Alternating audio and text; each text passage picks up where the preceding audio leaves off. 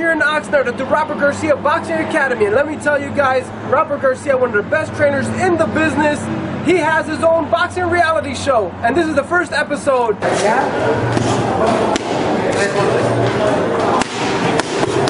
When Robert Garcia arrived at his gym, he received a letter that he would much rather not get. It was from a former fighter, locked up in jail, facing 50 years to life without the possibility of parole. What says in the letter? He thinks I don't remember. He says, "It's me, Alex Compian. I used to train at the gym with you. The reason I'm writing is to tell you, thank for everything you've done for me in the past. And congratulations on your achievements." And then, says, tell Mike, Eduardo, Gordo, Brandon, Paco, he wants to say hi to everybody. And everybody else he forgot, that, he's got good memories of us. He knows he's going to do live, so he's got good memories. It's not easy, something like that. Look at this, P.S. I got a little boy out there. His name is Alex, too. I hope he's a boxer one day like his dad. That's wow. Sad, that's sad. You remember him at the gym when he came? What can you tell me about him as a fighter, about his skills? He was a tough little kid, he had skills, but he was a big boy too. He was like a heavyweight, but he just went the wrong direction. It's sad to see that. Yeah, he used to spar with Mikey. He wasn't a bad fighter. He wasn't a bad fighter. I remember one thing when he fought at the National Pals, and he got dropped. He was fighting heavyweight, so he got dropped against a big boy, a guy that had a lot of experience. So he drops him, and the ref stops the fight. Normally that's what they do. You get dropped, so the ref stops the fight, even though he wasn't that bad hurt. So then he's walking out of the ring into the locker room, and one of his friends tell him, "Good job, Alex." He's like, "What do you mean good job, asshole? I fucking got knocked out." Two. Again. One, two. How do you balance this in life? On the one hand, you work with the biggest millionaires. You work with the biggest athletes that make more money than anybody can imagine. On the other hand, you deal with people that are real life, from the street. It's not a game, it's not a joke, it's not Hollywood, they're not faking it. 50 years to life in prison is not a joke. You just threw your life away. Exactly, and they be out in the streets in jail like these guys right here, or maybe dead. I have guys that I knew from the gym, friends when we were younger that are doing life in prison, or some of them died of overdose or from shootings, from gang related shootings. So it's we see it all here in Oxnard.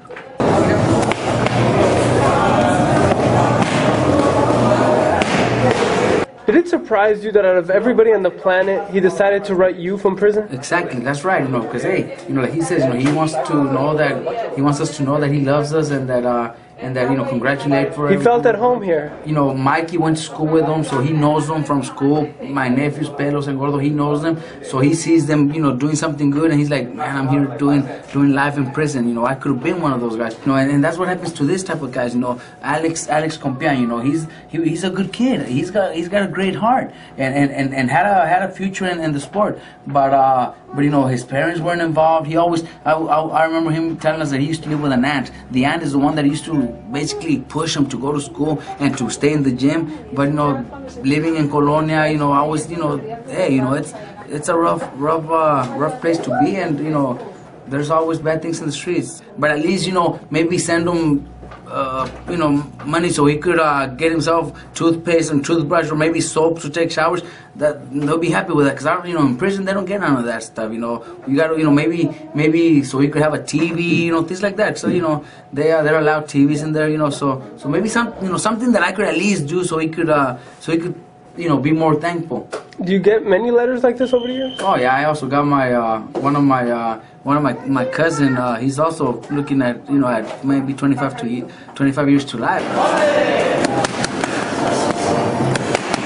I get home after 9 o'clock every day at night. But when I get home, my kids got homework. Sometimes I'm by myself having to deal with that. And I still have to watch my movies, because I love watching movies too. So what are some of the last movies you've seen? I took some movies to New Jersey, because I always go to Blockbuster right before I go to the fights. When I travel, I get me 4 to 5 movies every time I go to when I travel. So I'm in my room watching movies. What did you take? Actually, I have them right here. I'm gonna go take them back to Blockbuster. No adult stuff, right? Oh no. This is a good movie. The next three days. Really good movie. Faster is pretty good. It's got a lot of action. There's a love story, you know. Sometimes you gotta you gotta mix it up. You gotta mix it up. And I got a Spanish Mexican movie, which is pretty good. This kid right here, El Viaje de Teo, is basically about a kid that is separated from his dad while they're crossing the border through the desert. So he's looking for his dad, you know, and Juarez. It's a sad story, but it's a good Juarez movie. is the most dangerous city in the world. The chief of police ran away. You know that. we got one of our kids from Juarez right now, right there in Allen. Yeah. He's from Juarez.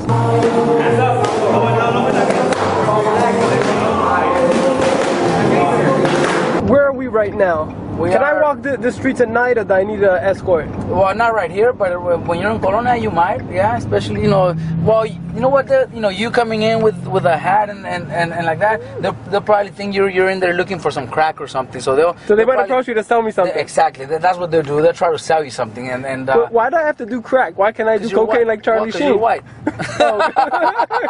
I don't know. Because right now here, if you go to Colonia and you're looking for drugs, you're looking for crack. You're looking for crack. That's a drug of choice. Yeah, that's something that it's a big drug here in Oxnard. You know, a lot of people do that. You know, it's sad. It's sad, but yeah, it have to be crack. So far this year has been amazing for you. Nonito Donaire, you made him pound for pound list. Brandon Rios, you made him a champion. Mikey Garcia, 25-0, 20 knockouts, and he's in a position. 21 knockouts. 21 knockouts, sorry, and he's in a position to win a title. Tell me about Mikey's fight. Well, you know what?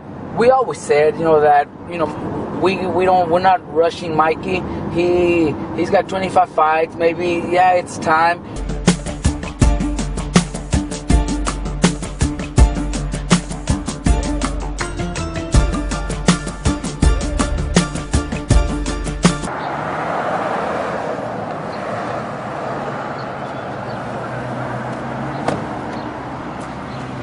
So right here, Robert, what goes through your mind when you're looking at this wall and smack in front of you, that's you holding up the title, IBF title? I'm telling you, that was 14 years ago. 14 years ago, and it's still there. Nobody messes with it. You know, it's a nice drawings right here. You know, all the kids respect it. They don't mess with it. You know, that's just the rule. You know, because the gangs have meetings also, and one of the meetings is don't mess with the wall. Don't mess with La Colonia Boxing Club, which was where I was at. Were everybody in the family into boxing? You guys were 7 kids, right? Yeah. Is Robert the only world champion? Yeah. Champion. Did you always know that Robert will be the champion in the family? No. Thought about it. Why not? I never thought Robert would be a champion in the family. You didn't even know. I didn't even know he was a champion. When I came to his gym, to his house the first time, like, hey fool, whose belts are those? Who do you train? He goes, those are my belts. I'm like, you used to fight? Oh shit. I never knew this guy used to fight. That is true. Who said you're not fast? WBC Youth Champion of the World. And what do people say when you show them that? They're like, why didn't you continue? And what do you say? I fucked up. People don't understand how much boxing can affect a kid, how much being in a structure. A lot of parents ask me, you think my son has a chance in boxing to become world champion? And I say, you know what? Just by him being here, he's already a champion. Because a lot of kids out in the streets, you know, get into drugs, get into gangs, you know, and don't do good in school. So just having them here and not out in the streets, you should already be proud of it and already be happy. Don't expect him to become a world champion, because that happens very few times, but not to everybody. But as long as he's here already, that's already a winning. That's already a winner right there. So he, you know, they should be proud, you know, because a lot of parents are, well, if you don't think he has a chance, I'll take him out of boxing. I said, don't do that. If he loves to come to the gym, then bring him to the gym. Even if he doesn't ever win a fight, who cares? He's already a winner being here in the gym. Look, there you have it, episode 1 of the Robert Garcia reality show. Stay tuned for more. You won't want to miss it. This is the best reality show, the first reality show ever done about a top-notch boxing trainer. Stay tuned. For ESNewsReporting.com, I'm Elie Sekbak reporting.